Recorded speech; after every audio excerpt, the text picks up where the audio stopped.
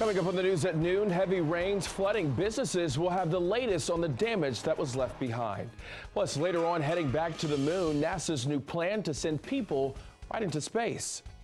All right, good afternoon to you. Thanks so much for joining us. I'm Corey James in for Mark Hall. Let's get first over to Brittany Ward, who has been tracking kind of the conditions today after heavy storms passed through yesterday. But the good news is things are looking up today. Yeah, oh my gosh, Corey, I'm terribly sorry. I don't know why I just blanked on your name. But yeah, we're going to mainly be seeing dry conditions and a mixture of sun and clouds today. Definitely going to be a beautiful day, but we are tracking a few more showers as we head into our work week. So definitely keep it here. We'll have a look at that forecast coming up in just a bit. All right, staying afloat, a Northeast D.C. business underwater again after repeated storms. D.C. News Now's Christy Matino shows us the aftermath. You can see here now it's dry, but look at what remains this morning. These sandbags, these were lined all along the building here at District Dogs to prevent that flooding from coming in. You can see all along here, they've been trying to clean up this morning this debris and dirt that's left on the ground. And one more thing I want to show you here. There was a video that the owner here posted last night. The water came up to about here. We spoke to owner Jacob Hensley, and he tells us that the flooding this week is going to cost about $10,000 to clean this up. And he says every time it rains here, it's all hands on deck for his crew. They have to mop out the water, make sure those dogs are in a safe location. And he's asking on Twitter for district officials' help. We have about 12 squeegees, and anyone that has 2 arms will start squeegeeing water to the drains once the water recedes. And this only happens for about 5 or 10 minutes. The water comes in and then it all goes down and we can use the drains again. We brought those concerns to DC Water. We asked them, are they aware of the situation? They say yes, this bridge floods every time there is rain, and they say it's a problem that dates back to the 1800s. So what they're working on now is this tunnel. That's going to take years to complete, but it's going to help drain that storm water out of here. So hopefully businesses like District Dogs here on Rhode Island Avenue won't have to see that flooding anymore. But Hensley here says that it's a little bit too late. He needs that help now. And if he knew about this chronic flooding problem, he would have never signed a lease here. In Northeast, Christy Matino, DC News Now. Happening now, people impacted by flash floods and summer storms are able to get some help. The state of Maryland opening a virtual disaster center this afternoon. It's taking place actually right now. The Maryland Insurance Administration says you can join them over Zoom.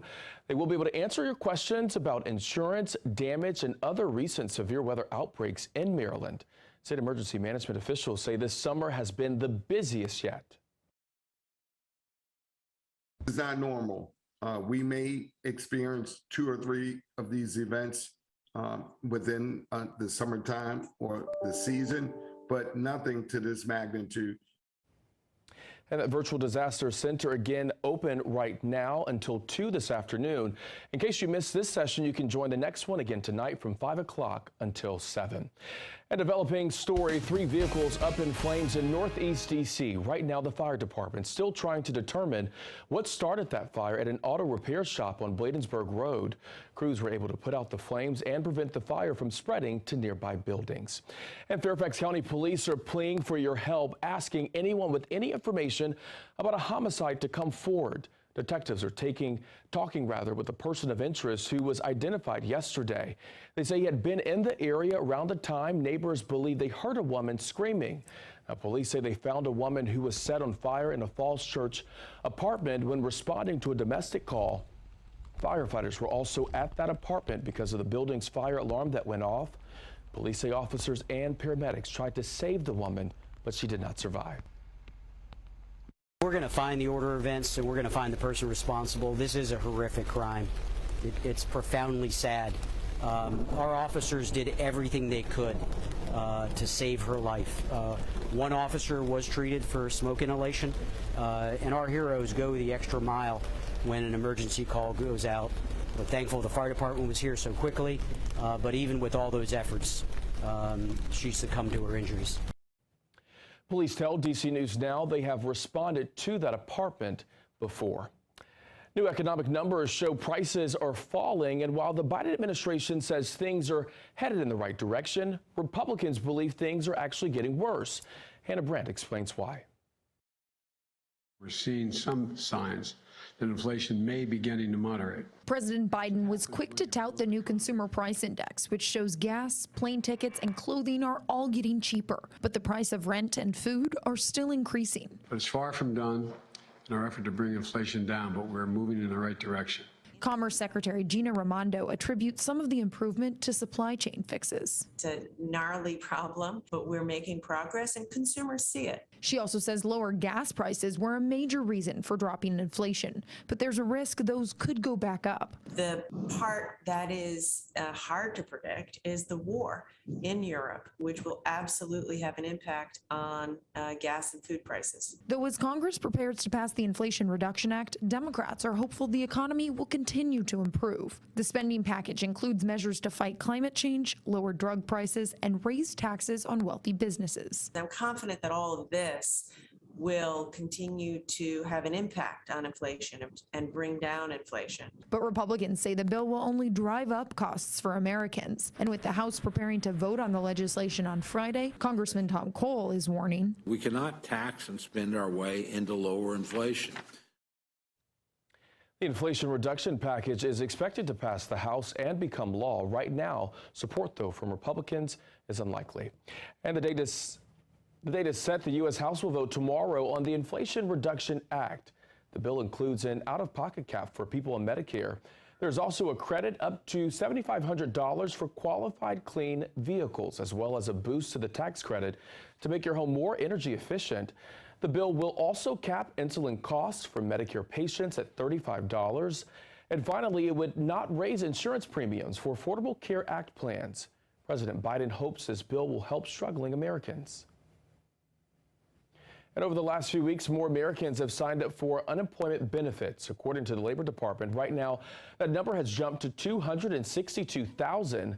That's 14,000 additional people in just 1 week. This marks the highest increase since November. And today is the day to fill up your tank. Gas prices have dipped under the $4 mark for the first time in more than 5 months. AAA said the national average for a gallon of gas was $3.99 on Thursday. Prices have dropped 15 cents in the past week and 68 cents in the last month. And the shopping app Gas Buddy reported that the national average was already down to $3.98 on Wednesday. Our weather forecaster Brittany Ward standing by with a look at the forecast today. The good news is it is not going to be a repeat of yesterday. Correct. You know, yesterday we see these storms roll their way through our area and dumped inches of rain across the DMV. Now, this is a look at our estimated rain totals. This is radar indicated from the last 24 hours. You could see the lighter bands of blue just means those are some lighter bands of rain, so anywhere between half of an inch to an inch, whereas though the darker yellow and the green, that's anywhere between 2 to 4 inches. And you can see this is right around PG County where we were getting all of those reports of water rescues and roads being closed due to high water. Now, the good news is today we're mainly going to be seeing dry with a mixture of sun and clouds. We could see a lingering shower, though, as we head into the overnight hours, but that's not expected to dump a lot of rain like what we saw yesterday. And then even heading into our weekend, we're talking about cooler temperatures and lower dew points. So definitely keep it here.